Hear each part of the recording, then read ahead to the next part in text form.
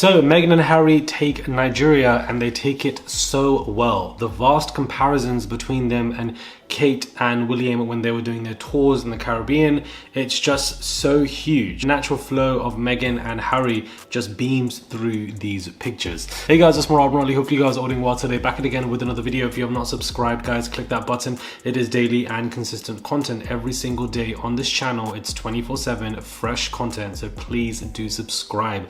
And let's get into this, where Meghan and Harry take Nigeria 24 hours after Harry departs the UK. It's sad that his father, King Charles, who has cancer, doesn't want to make time for his son. I don't understand what pride and ego and stubbornness that is, especially because Harry made time for Charles and came for 45 to 50 minutes. He came to see him. So whilst in the country, Charles wants to do his sewage tea parties.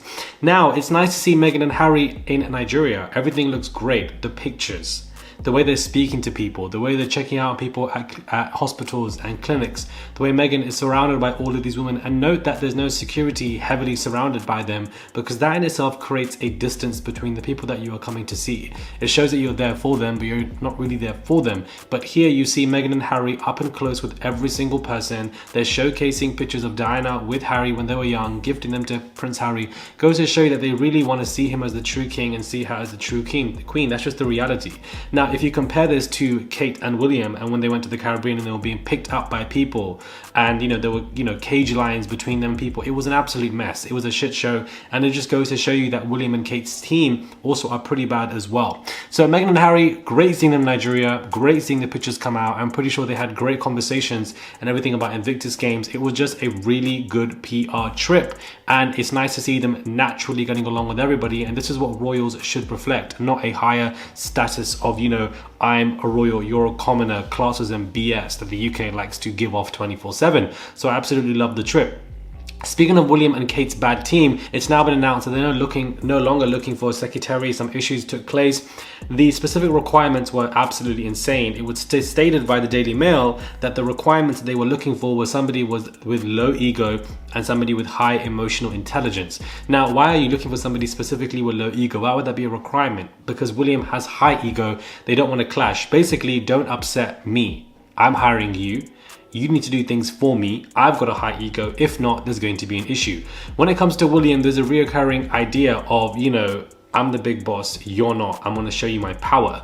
And I feel like we've seen that quite a few times here. So this whole secretary stuff is being blown under the rug. And in fact, we need to lift that rug up and take it out and find out what the hell this is and why they've suddenly stopped looking for somebody and why the Daily Mail is also reporting on it. I just find that to be very bizarre indeed. Ex-staffers have come out to basically expose William and state that he was very angry and fuming that everybody was discussing where Kate Middleton is. He doesn't like that notion and the fact that, things are going that way. If it's not a stylist saying they're going through hell, it's ex-staffers saying that William is angry and upset. It's always about something with his rage. Therefore, he's very uncomfortable because in his royal engagements, he's never willingly talking about Kate. He's being asked 24/7. We don't hear any otherwise. She's doing well. She's doing well. The kids are jealous, etc., etc. We haven't seen Charlotte. We haven't seen the little one. We've already seen Louis. We haven't seen George. So, it is always about his rage, his anger, and that he's upset, he's fuming, that he couldn't control this whole conversation. A part of him probably wanted to control it because of what happened to his mum. Let's keep it real. His mother passed away. He saw it in front of his eyes. It probably traumatized him. But also the way that he's going about this, you have to be responsible for your actions, and it's just not healthy at all. With the rage, the anger, they're trying to control stuff as well. Some people can go the opposite way, and I feel like this is what has taken place with William. I know I speak way too fast, and what are you going to get some of your comments about Murad, you speak way too fast, etc., etc. I don't know how to explain it. Maybe I'm making excuses, but from London, I move fast, I walk fast, I talk fast. Like, we try to get things done quickly when you're from a city. So I think that's just what part of me is. I remember I was walking in LA on a beach with my friends, and they were like, why are you walking so fast, Murad? Where are you going? Calm the F down, slow down. And I think it's just always been on me. So I do apologize because I feel like I'm conscious now of me speaking very fast.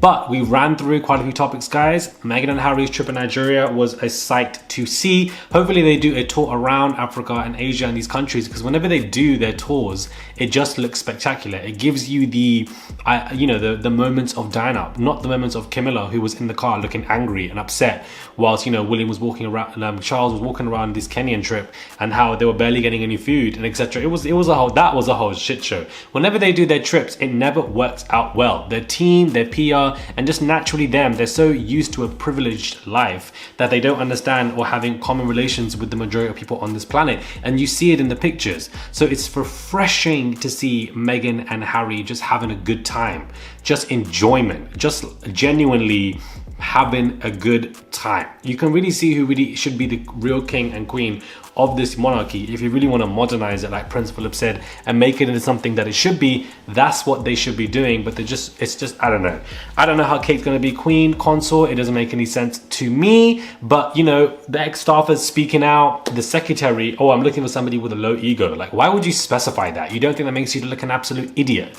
that you would sit there and say, let's look for somebody with a low ego, you can't find it, we're going to do something else? They have a really bad team, really bad PR team, William and Kate, and it shows, because they've made tremendous mistakes over the past 5-6 months. I think a lot of the whereas Kate Middleton has also kind of blowed down. People aren't answering questions. Summer's here in the UK, everybody wants to have fun.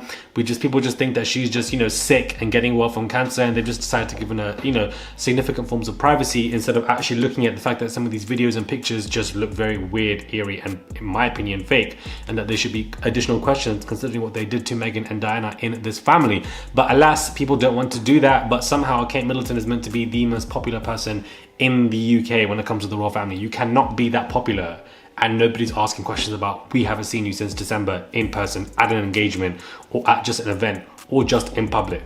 Because there's videos of her at the farm shop were virally shown to us that was not Kate. Because if that was Kate, who was the girl in the car with her mum? Like, let's not be dumb, guys. I have to keep repeating myself. I feel like I'm going in circles because I feel like some people just don't want to understand.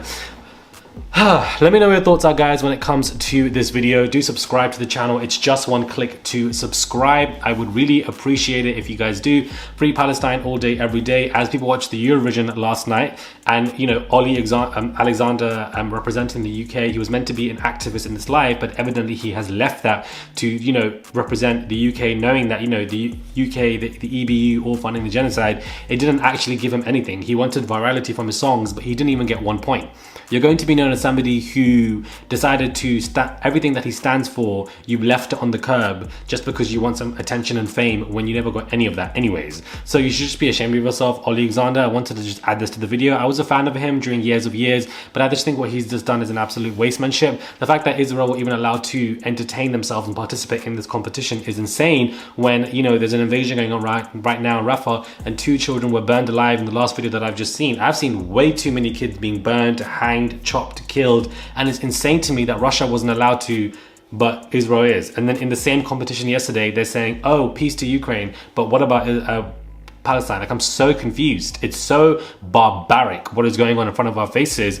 Absolutely disgusting. And in the next 50 years, people will look back at this and be ashamed of themselves. History does not lie. People did the same thing with the Holocaust. People did the same thing with what happened in Vietnam. People did the same thing what was going on in several other situations, and it's just disgusting to see. I cannot sit here and not speak about Palestine when we're discussing flipping Kate and William. Subscribe, guys. Click that button. It is daily and consistent content. Comment down below and give this video a thumbs up. I would appreciate it. It's just one click to subscribe, and I'll catch you guys soon for another video.